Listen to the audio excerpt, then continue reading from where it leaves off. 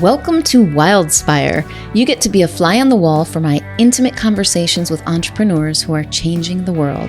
I'm your host, Stephanie Benedetto, coach, storyteller, and unmarketer at The Awakened Business, helping coaches and change-making entrepreneurs unleash their inspired message and share it with playful unmarketing. I'll ask curious questions and explore uncharted waters with my guest today. Anything can happen when we step into the unknown of infinite creativity, and that's where we're going to play.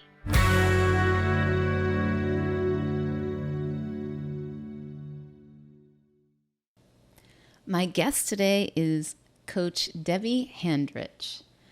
She is one of the most animated speakers I have ever had the pleasure of speaking to. And in this vibrant and engaging conversation, we talk about the power of telling your story and being your best self. A little bit more about Coach Debby Handrich. Debby is a teacher to storytellers and memoir writers who craft books about their unique heroic journeys. She also helps adults of all ages create their next chapter in life through guided journaling, vision board parties, and life coaching. Her clients have overcome losses and addictions, while others have acquired new businesses, more wealth, and the opportunity to travel the world. She is an avid reader of contemporary short fiction, biography, 12-step recovery, spiritual laws, and personal development, with a strong desire to master the art of taking too long vacations to exotic destinations each and every year. It is my great privilege to introduce to you the ambassador of living your life, Debby Handrich.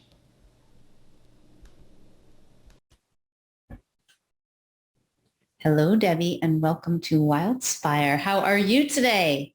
I am great. How are you?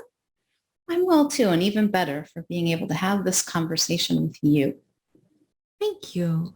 Thank you so much. Thanks for inviting me. Yeah. So when I think about Debby, and I think about what would I love to talk about with you, I want to know, what's alive for you in your life right now? What's really been alive lately has been this idea of blowing up my old business model and doing whatever the heck I want. And when I allow myself that kind of freedom, I really get into how much benefit my writers experience when we go on retreats. So I'm just envisioning, now that it's summer and I have a window that looks out to water, I'm just really envisioning how I can take people on retreats like 2 and 3 times a year. Mm. So since we're talking, is that what you want to explore? Do you want to just talk about what it is to blow up your business, or what it would be for you to blow up your business, and what you might like to have this retreat? Sure. All you need is a cannon, and you stick your business in it and you blow it up. No, but really, for me to blow up my business is to really ask the question, what part do I love? And everything else gets in the shredder. Mm. Everything else goes in the shredder. And when I give myself permission to do that, I just instantly feel really creative again. Mm. So Debby, where did that permission come from? Stephanie. Really? Where did it come from? Because I'm not your principal or your mom or dad, and where. It came from conversations like people like you. It came from really just getting out and exploring life, being outside and just really allowing, when a question came, to kind of nibble on it and go, I have more permission to choose in my life than I'm really exercising. And when I saw that, I thought about how much I've loved taking people on retreat. So it really just got into living life and noticing, where am I exercising my permissions and where am I just sort of repeating the days? It's really cool. I've found that it's again and again when I have conversations with people, especially around their business for some reason, but of course, that's what I'm talking about a lot often. They don't know they have permission. Like I'll say, well, what if you did that? What if you threw this out? If you could, I'm allowed to do that? They'll say to me, like there's some kind of rule book and they've been breaking it. They'd be breaking it by doing what they want. When your business gets to look like anything, gets to be anything. I was listening to a gentleman called Derek Mason today on a call, and he was sharing his story of being in prison and finding his freedom. As he expressed it, he said, I saw that I could be anything. That this whole bag of everything I'd done in my life and all my stories about it that I've been carrying around, when I saw that I could be anything, it just fell away. And when he said it, he was seeing something about I could be anything. Said a different way, I am infinite potential. The possibilities for me in my life are infinite. The possibilities for me in my life and my business are infinite. When he said it, I knew that he was seeing this deeper or in a different way than I had seen it. Because I could tell as I listened to him that there was still a place in me where I was like, okay, yeah, infinite possibilities here, but not really infinite, like within this. He was like, no, infinite. And it was so simple the way he was expressing it that he said, I just show up in this moment and I follow the feeling of what to do. And it leads me there. It shows me the way. I don't need to have a plan. It's like, it's okay if I have a plan, but I follow in this moment.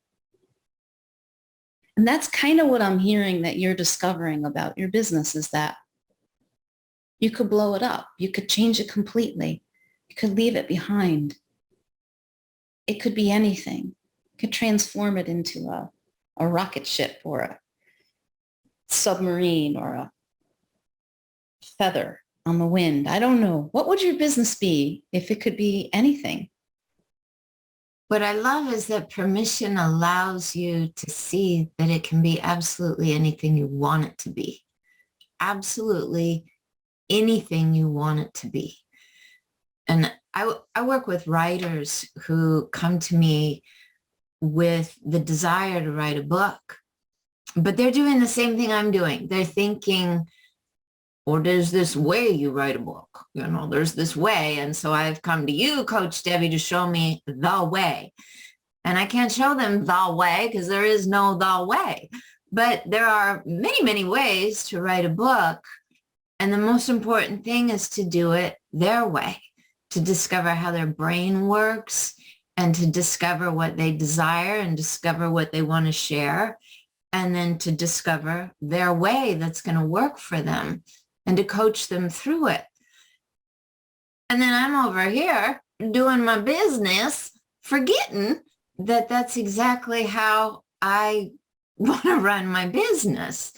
So it's like we all need coaching and conversations and friendships and opportunities to go for a walk to see there's a way that holds us in the world and allows us to feel so just ourself, just our own identity. And if we don't honor that, that's the minute all of the infinite possibilities shrink away from us. We have so much permission, but we forget. I really think it's that simple. We forget. You said that something holds us. What is that? Just our real story of our becoming, of our desire. We're held by that. And we create it all the time. But a lot of the teachings that I offer people are based in Joseph Campbell's The Hero's Journey.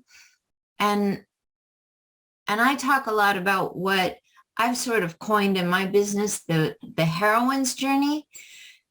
And I think of it as the hero went off and did life and really got excited about some mountain she was going to take on, or some cooking class, or having a child, or anything at all. And then she had an experience. And it's the heroine that says, well, come home and sit down and let's write about that.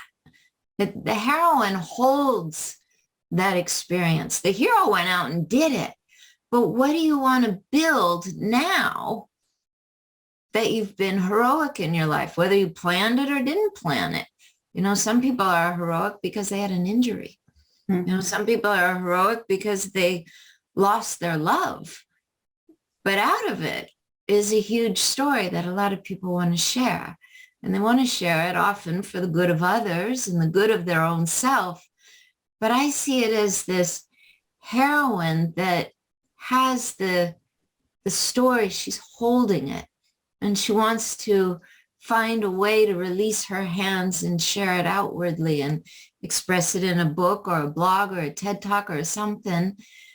And it is in recognizing how that story is held and how you want to express it that you really step deeper into your own identity, and that, your word, permission. So how do I find that? Let's just say that I've had a life. I've had some adventures in my life. Gee, I probably have. That's true for me. I bet that's true for everyone. Something's happened. Some things that were maybe great, some things that weren't so great, maybe some things that were really hard. How do I know what story wants to be told? Like what my heroine is holding in her hands, you know? It's one of the hardest pieces for people. It's really hard. And it can become so much simpler so quickly. So we start with seeing that most people want to tell their life story. That's hard. It's hard to chronicle your whole life. But usually there's a moment where a person changed and they didn't know they could. And there's story in that. There's a moment when a person went from having a terrible injury to recovering and understanding so much about their health now that they never knew before. Or there's story in the loss of a loved one. For myself, there was so much story in the fact that as a kid, I was so bullied. And I just, it was a day in, day out thing. In junior high school, there were 7 periods that you had to walk into 7 different classes throughout the day. And that's when it all started, 7 times a day. And what I couldn't understand then was that was going to help shape me into reaching for more. That the outer world showing me the denial of my expression would actually help the desire for my expression to get stronger and stronger. And I was partially bullied because of my coloring. I'm albino and I have very limited eyesight. But I also had a mom that just really believed that I could do anything I wanted, even though the doctors said, you know, Debbie will always be institutionalized. She'll always be legally blind. She'll never go to college. I have remained legally blind, but I have 3 college degrees. I taught college for 22 years. I did things I wanted to do because I came to understand that the bully lived outside of me, and I had the permission to keep it outside and far away as I grew older. I didn't know that as a young girl, but that was the story that came forward that wanted to be shared, was that I didn't have to give in to a bully inside of me. It could remain outside, far away, and at this point, not even really visible. I really don't have bullies anymore. Well, that's a really beautiful hope or promise that the thing that haunts you, whatever that is, might look like something that happened to you in the past or an experience that keeps coming up in your own life, like depression or anxiety, that it's not you, that it's actually outside of you. And you don't have to create it inside of yourself or recreate it by reliving it or bringing it with you like that baggage that we were talking about earlier. And it sounds like there's a way in telling your story, like you live it for yourself and you transmute those experiences, you change them. There's something transformational about writing it and then also sharing it, like passing it on. Deeply so. And I think what scares people is the idea that they're going to go back into this old story and have to tread through every bit of it again. But like I was saying, it's more of that.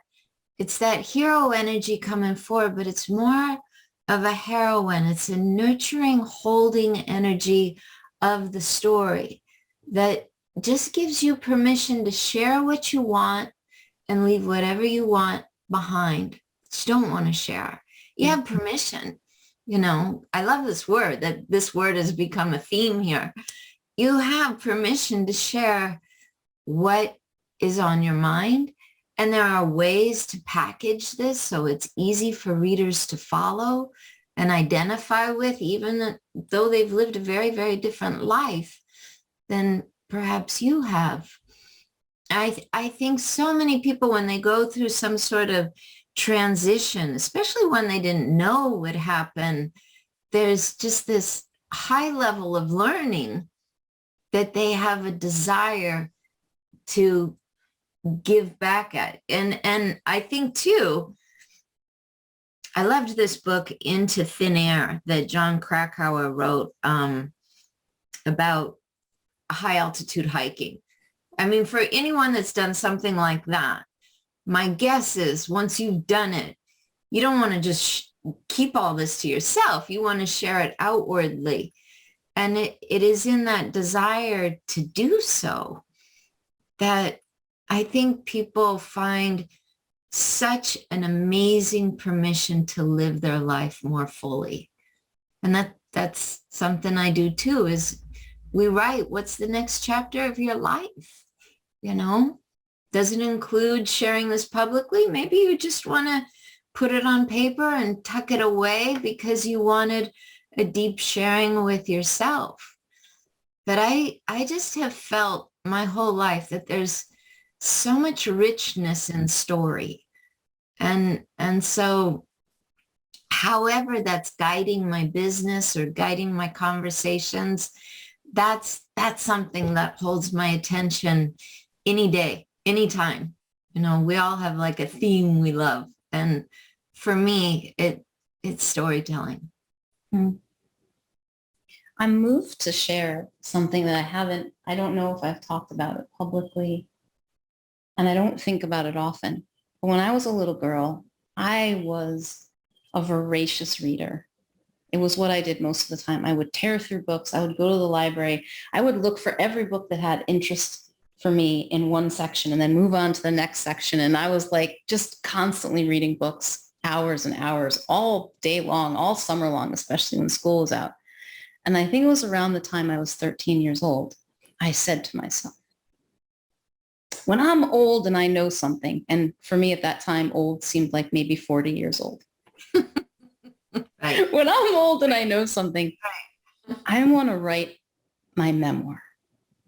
And I barely knew what a memoir, I knew what a memoir was because, I was a fairly smart kid. I'd probably read a memoir or two by the time I was 13, but and it just stayed with me. I said, I want to do that.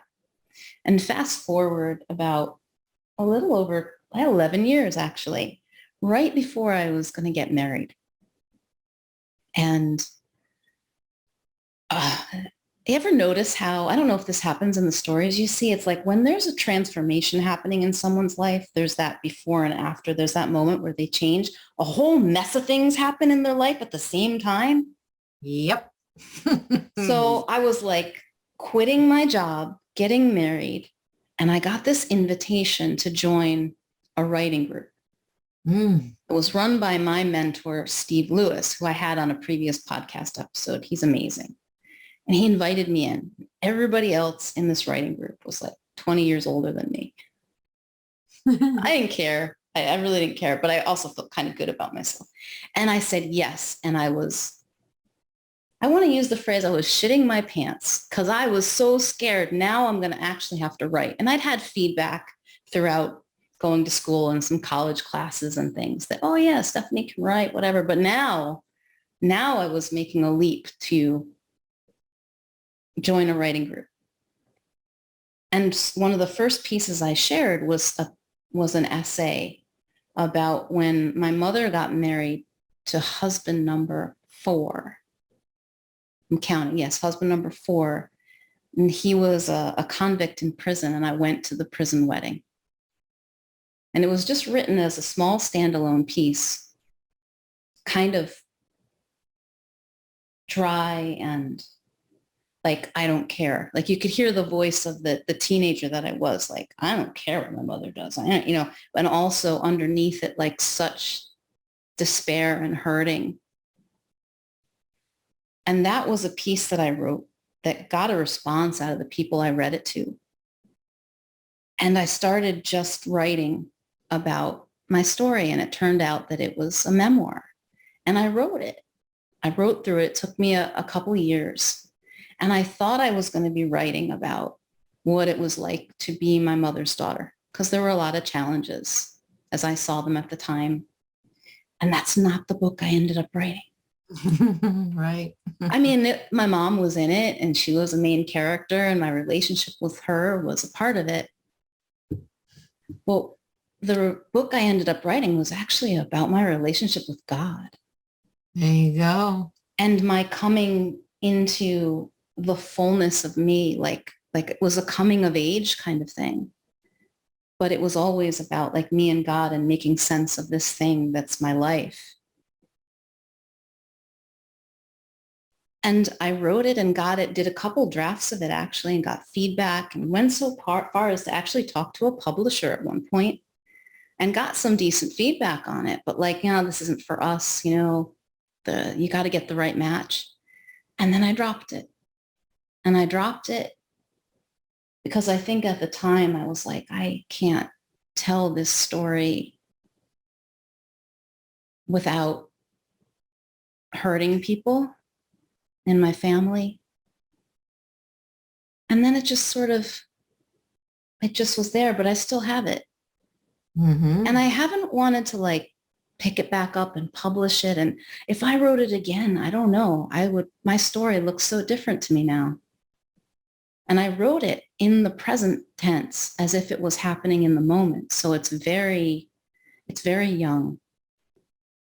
It doesn't have the benefit of, older Stephanie's, future Stephanie's wisdom. It's like, this is what it looked like to me in the moment.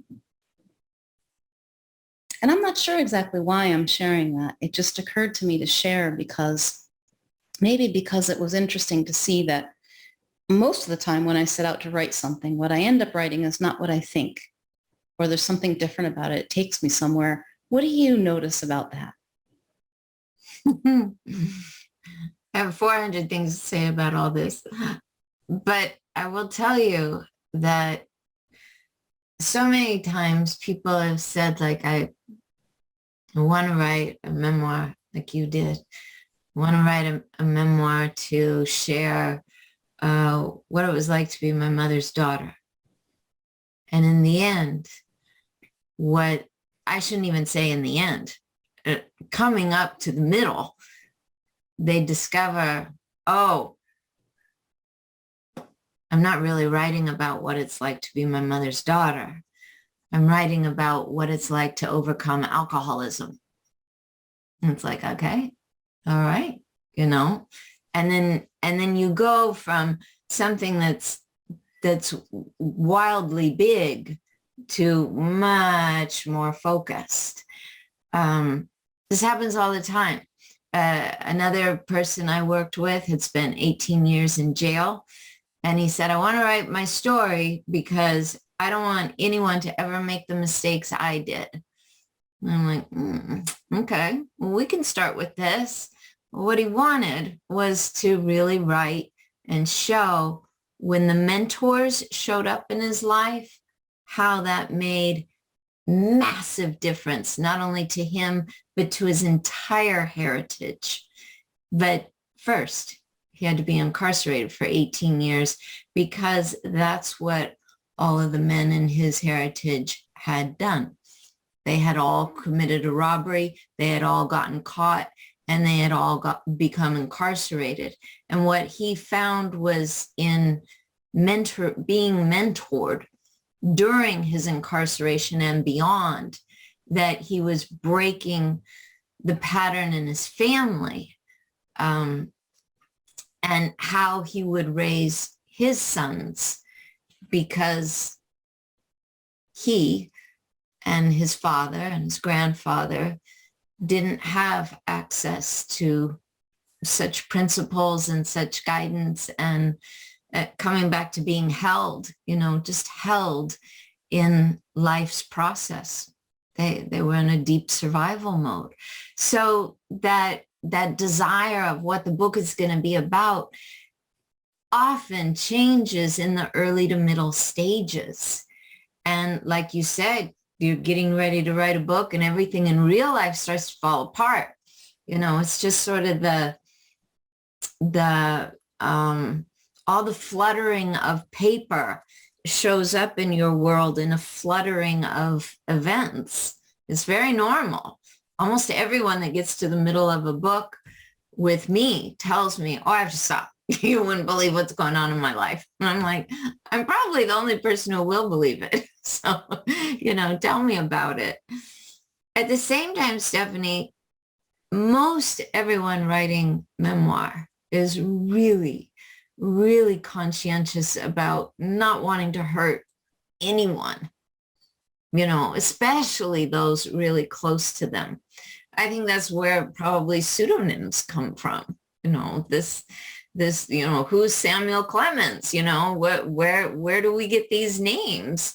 How did Mark Twain, depart and do his great works? There's so many people. In fact, someone that I really loved growing up, when I found out how deeply she changed her name, and this is back before the internet where you could just know everything about someone. But there are so many ways that we can preserve anonymity if we want to. There really are many, many ways. But there's also that question that you were asking, which is, since it got dropped in this 1 year back there, would I pick this up, or would I try to do parts of this in a new way? And it really is about what serves you now, because this is a beautiful thing that you created here. And maybe it completely serves you to put the name, Rebecca Twist on it and send it out into the world and call it good. I don't know. But it's possible that there's something else you want to explore today around that and around the whole mission of it. And maybe you don't want it in first person or present tense. There's many things you can do, but that's the beauty of it, is understanding there's many things you could do. You just have to find one thing and do it.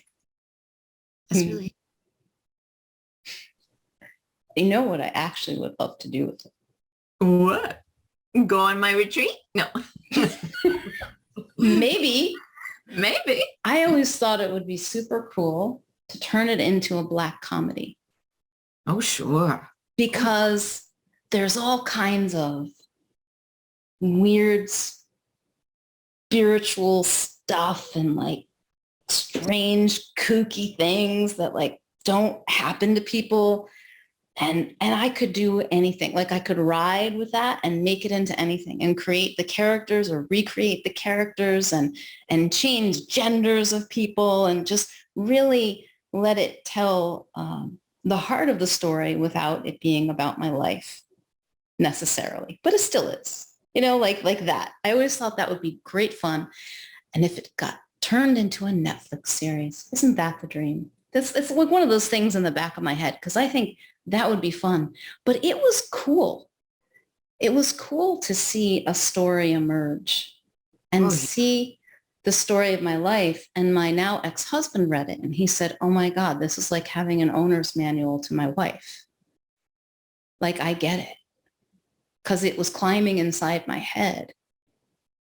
Mm-hmm. And yeah. So hopefully I always say I allow myself to be self-indulgent in these conversations. Hopefully it wasn't too self-indulgent in a way that's a problem. But if it was, you know what, it's not. I make up the rules for this thing, don't I?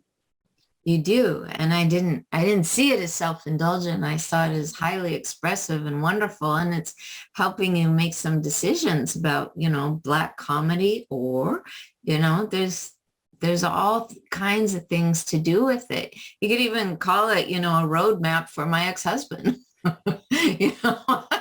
That would be another story, like a story outside of the story, right? The story of, oh my God. Yeah. There's possibilities. So what if someone has this desire to write something, but they think their story is not good enough? Like they don't have a story. Like they didn't go to prison. And they didn't have a mom who got married 6 times, and they didn't have a battle with alcoholism, or they didn't have this experience of being an albino. Like they don't have a special story, but they still kind of they think they'd like to write. Like, what would you tell them? There's a desire in people to write because this wiser part of them knows they have a special story. They're comparing it to Hollywood. It's so often that people will think, if this doesn't get me an interview with Oprah, there's absolutely no reason to begin. If this isn't on Super Soul Sunday, Super Duper Oprah time, why would I even start it? Well, you don't have a desire for something just to watch it die on the vine. There's a story in that my neighbor who rents me this little cottage I live in, she has the most amazing story, I think. She thinks it's nothing. She was a special ed teacher who grew up where she had a pool. She became a great swimmer, and she taught all her special ed students how to swim. And when she tells me about these experiences that the different kids had, I am like, that is a book, that is just an incredible book. And she's just like, it's swim lessons. And I go, no. It's not swim lessons. It's the conversations you had with someone with Down syndrome who was thinking that she was dumb. It's the conversations that you had in sign language in the pool, with the person that didn't think they would ever really express themselves. And they became a Special Olympian swimmer. You have stories. But to her, she was just living her everyday life because she knew how to swim. What's so special about that? There's a lot of special in story. There's a lot of intrigue, but because we keep them so way inside of us, we don't have the privilege of our friends going, that's a great story. You should share that. People would love that. I love that. You should share that. They think, oh, you are only saying that because you're my friend. And that's just not true. It's just not true. People are full of stories. And as soon as they start telling them, there's someone sitting across from them saying, that's a great story. it kind of reminds me of a couple things that I used to ask this question a lot. I used to ask people, what are your superpowers? And then I'd have to explain that. It's like, what do you mean? Like, your superpowers are things that you probably don't think are superpowers. But everybody around you says, Debbie, how the hell do you do that? You make it look so easy. So your friends and your loved ones are telling you, they're pointing to your superpowers. But for you, it's so natural that you don't even notice it.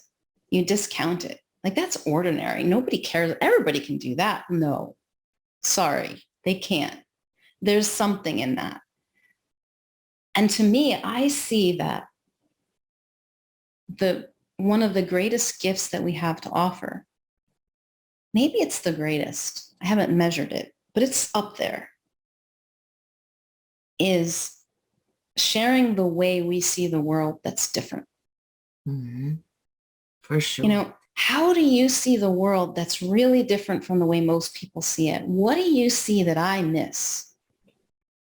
That I want to know about. And there's so much in your story that combines both of those things. I don't know where it comes from, but there are somehow just certain inclinations that we develop or are born with. I don't know, maybe both. Certain ways that we see the world, certain things that come naturally, and a perspective about the world as a result of everything we experience and those inclinations and what we're taught and the things that we go through. And it's really unique and it's really different. And every single person has that. And it's different for every person. There is no person who lives in the same world because each of us sees it differently. And when I hear someone like you talk about your experience and how you see the world, and I'm really listening, it expands my own view. Because now I go, oh my God, I never thought of it like that. I never saw it that way. And it is a beautiful gift for me, just the sharing of your perspective. Thank you. You know, everybody has it, Stephanie. Everybody, just like you were saying, has this chance, if they choose to express on the world, their world. I fell in love 11 years ago with someone who I thought was really unique. And I couldn't put my finger on why I just had never run into anyone like him before. And the longer I was in love and, you know, living in his home and the whole thing, the more I thought, we are different. We are so different. It's not a bad thing. It's just a thing. Like, we are different. And then I realized there's actual words in the world that could help you understand it better. You know, he had a Navy background or a Marine background, military. The word Asperger's is in there. There's dyslexia in there. You can put all those words in there if you want. But what he is this massive mathematical, mechanical genius that can see solutions needed before we even diagnosed problems. I mean, I'm probably not explaining it very well, but he is a solution person.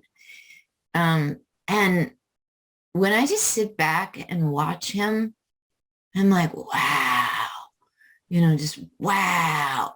Because my brain does not work that way. And I have tremendous appreciation for the differences in all of us peoples. And yet, sometimes I'm really glad that I love storytelling, because it can keep me out of sort of shutting down what is foreign to me. And I think those of us that know We have an inclination to express and to share and to write and talk and observe. When we know we have it, we're not unconscious to it, but we know we have it. We invite a lot of curiosity and creativity into the process. And that's where public stories are formed. They go from just being in us to being outward. They're formed. And it all comes back to this permission you were talking about in the beginning, that hopefully for most of us, there's someone or many people sitting across from us, giving us permission to really just express in the world how we want to show up. If we don't write, how we want to talk. If we don't like to talk, how we like to work in the garden, that there's people that give us permission to just be what we are, be who we are, be in the world and identify on any level that gives us real joy.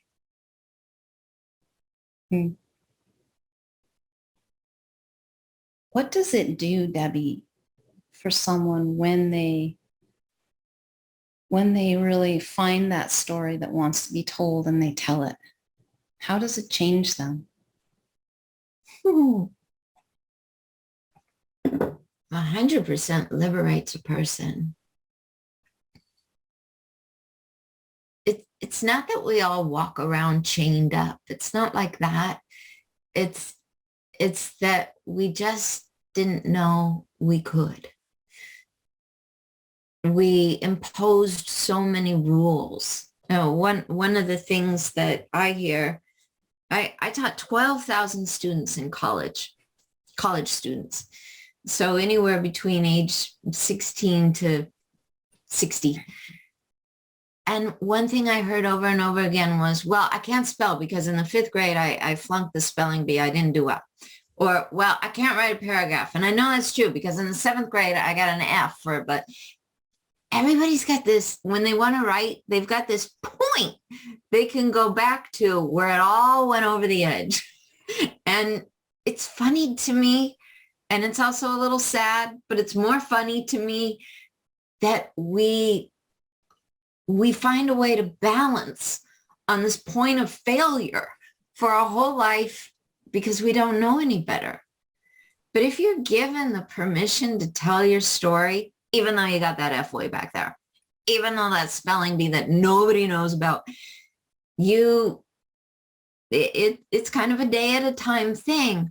But when you get to that essay that you created, that article you created, that TED Talk you drafted out, that book you wrote, and you're sending it in now to your indie self-publisher, you liberate yourself from the old way you gave it meaning to a new sense of joy.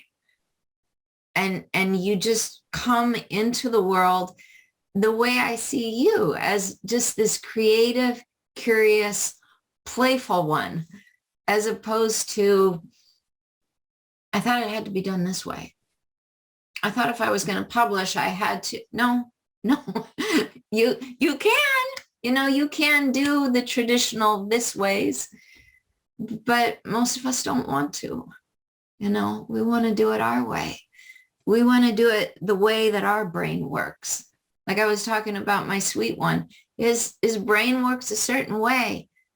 It serves him to do things his way. It serves me to do things my way. I don't see so well. I rely on the auditory so much.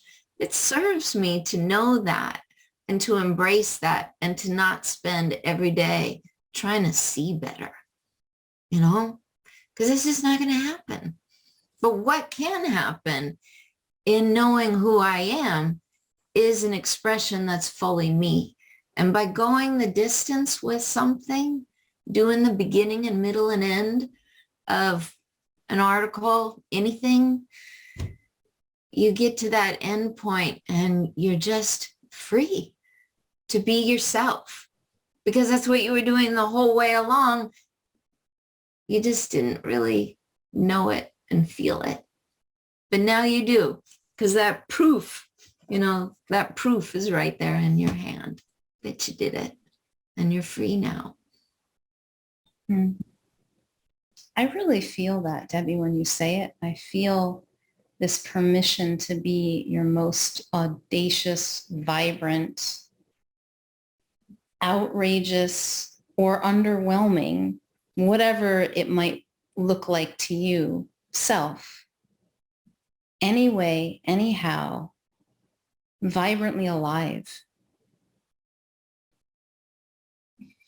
So much of it is about just knowing that, especially when we think our lives are so mundane, just knowing that we're allowed to choose. We're allowed to make decisions, sharp decisions, quick decisions, change our mind decisions. These basic things. I know when I was growing up, and I had a mother that, was married a few times. To me, that was normal. Why not? Why not? He didn't work out. Well, looks like he will. Why not? She gave herself permission that no other woman I knew of her age was. Why not? In doing so, she had a lot of critics, but she got to live her way. And I think that's a beautiful thing. She wasn't out there, breaking hearts and doing craziness. She was out there living her best life. And when something didn't serve her anymore, she said it out loud, gave it a chance. And if it didn't work out, she moved right along. And I really admire her for that. I admire her for showing me what choice looks like in the uncommon. It wasn't common to make the choices she made. What decision looks like. What does it look like to change your mind because you've decided it will give you a better life than the one you have been signing up for the last 5 years? That stuff that we all want to be proficient in, we become more proficient in when we write and we open up having a relationship with ourselves. That's what I've noticed. Oh, yeah. In the last couple of months, I've been in this contemplation inside the Play Circle membership, but inside my own life around desire and pure intention. And I've seen that for most of my life, I've had this battle with desire, that it's wrong or bad, that certain desires in particular, which was definitely in my memoir, were not allowed, not okay. There's such an affirmation of allowing permission to desire what you want and to choose it and to change your mind and to change it again relentlessly, like as much as you want. Right. And I don't hear that enough. I saw that. I saw how I have lots of thoughts about desire now and what it actually means. But I've seen the power of just allowing it like any other thought created experience. And that in itself, it's like permission to be, period. Permission to have this experience that I'm having without needing it to be different. It's immediately more easeful. And I can see that in a journey of writing something that, oh my goodness, people have so many stories about their story and about expressing their story, however they choose to do it. And moving through that, your life is going to change. It's really the first step.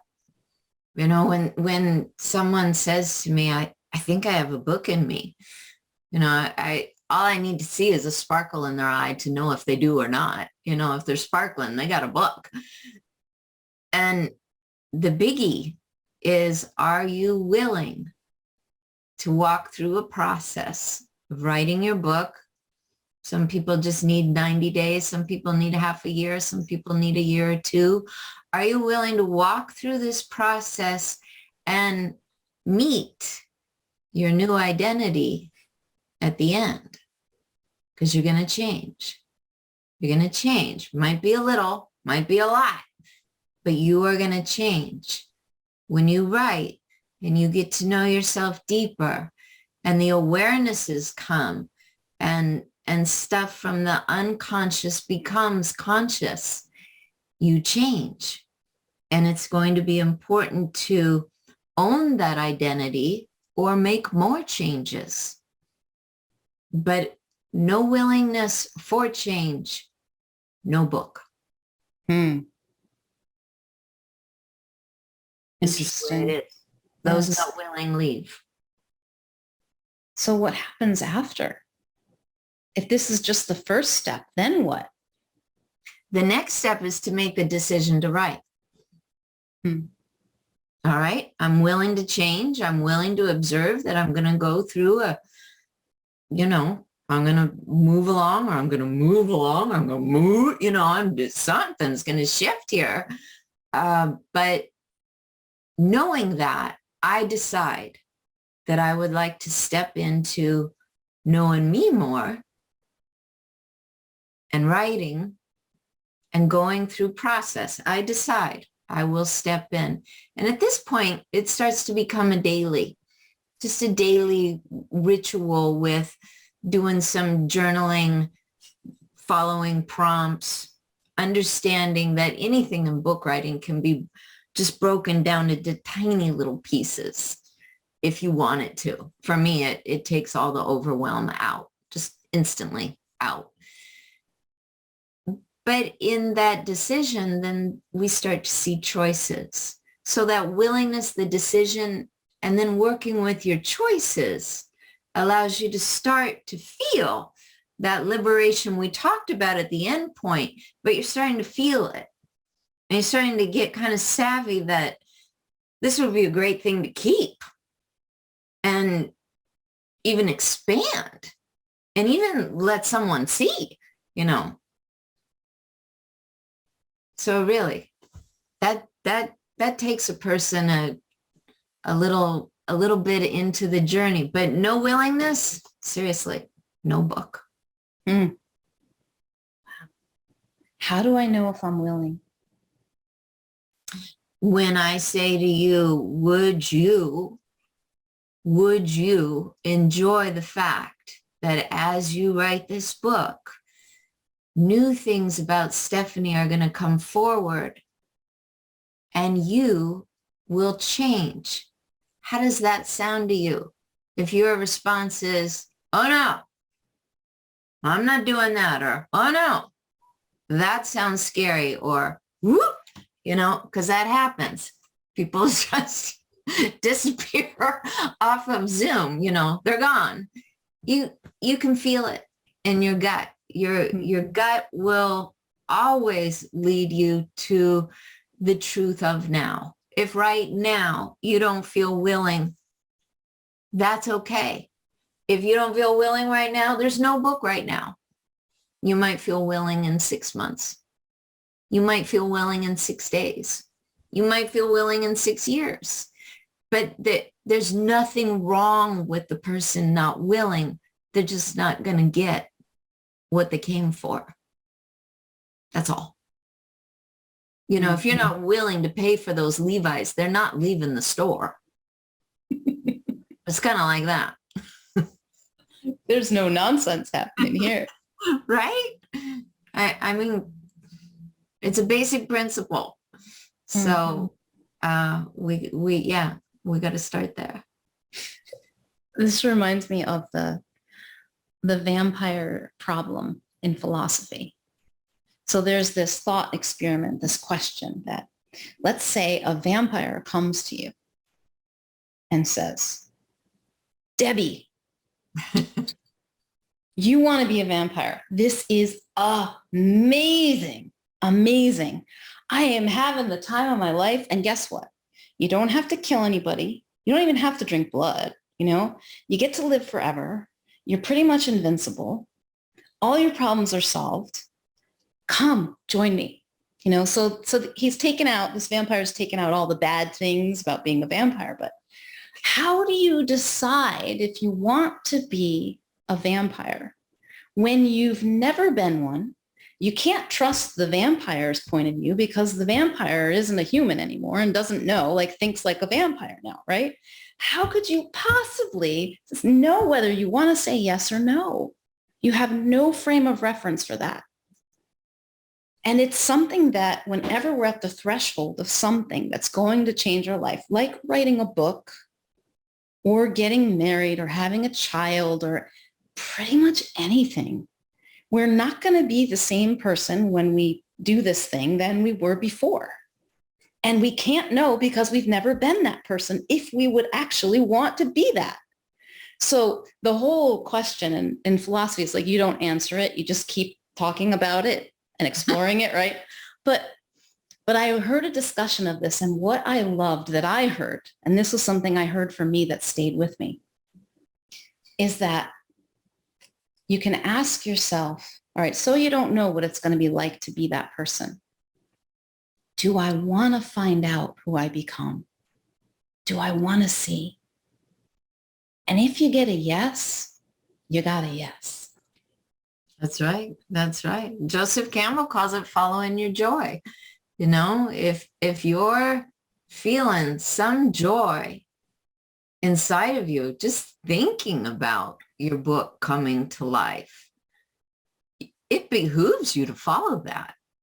I remember the first time I left the country and traveled. I took my little brother. I was 34. And at the time I thought, I'm 34. I can do anything. But now I look back, I'm like, oh my God, I was this little baby. I was 34 years old, And I took my 29-year-old brother to a country where we didn't speak the language. But I wanted to go. I wanted to go. And I didn't want to go alone.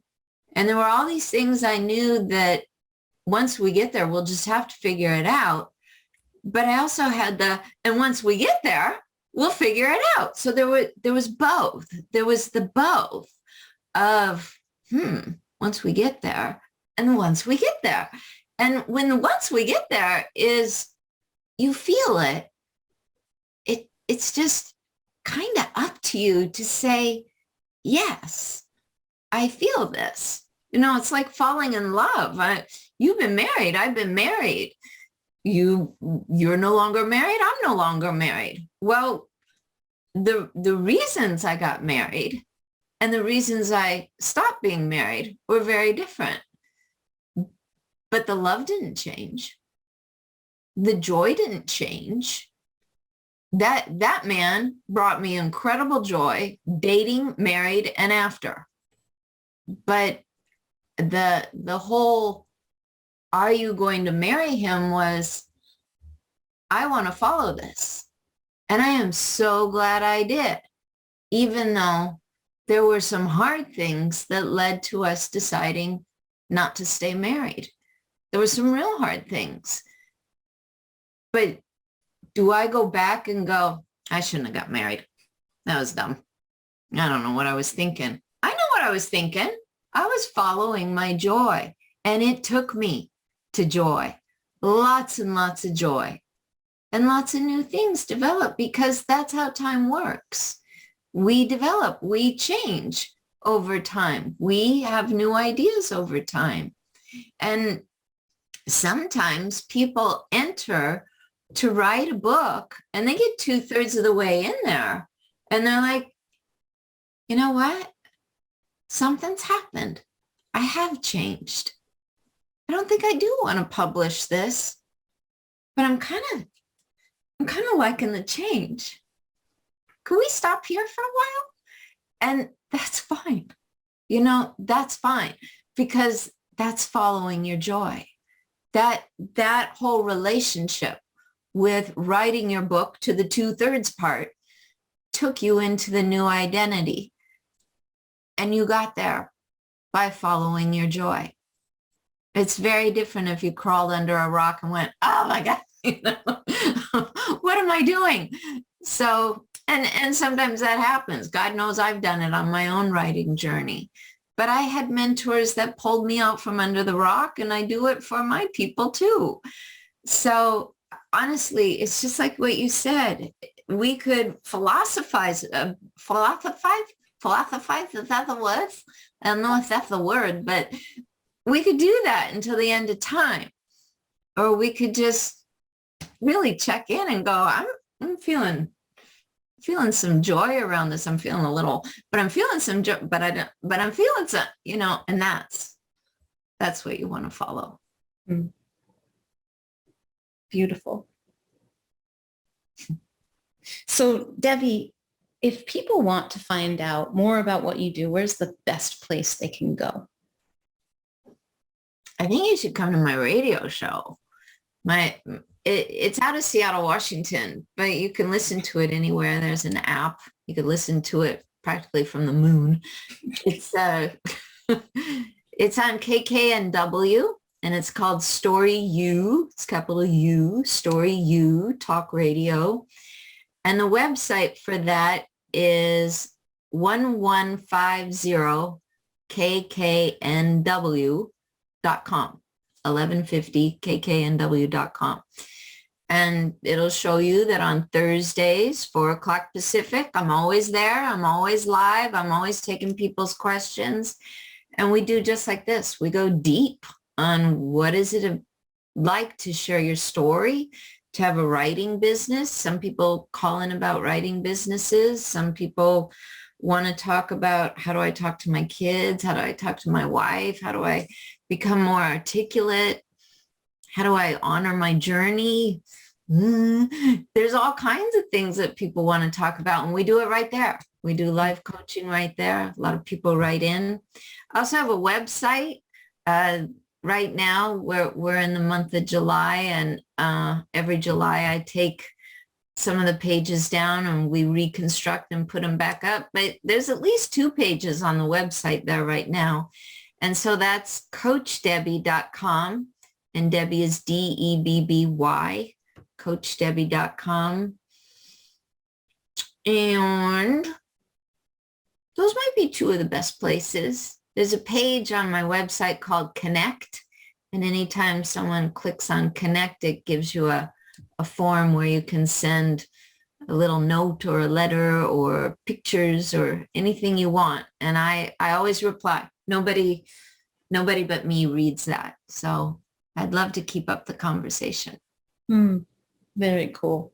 I will link to those below this on the blog page and on YouTube, so that people can find you easily as well. Thank you so much, Debbie. This has been a beautiful conversation. Really, really fun. Thank you.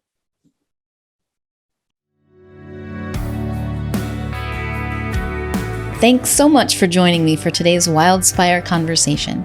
If you'd like to receive a weekly Wildspire email from me filled with inspiring stories on marketing experiments, tips for playing your way to impact and income without the hustle and hype, insights from my spiritual business journey, and more, go to theawakenedbusiness.com/Wildspire.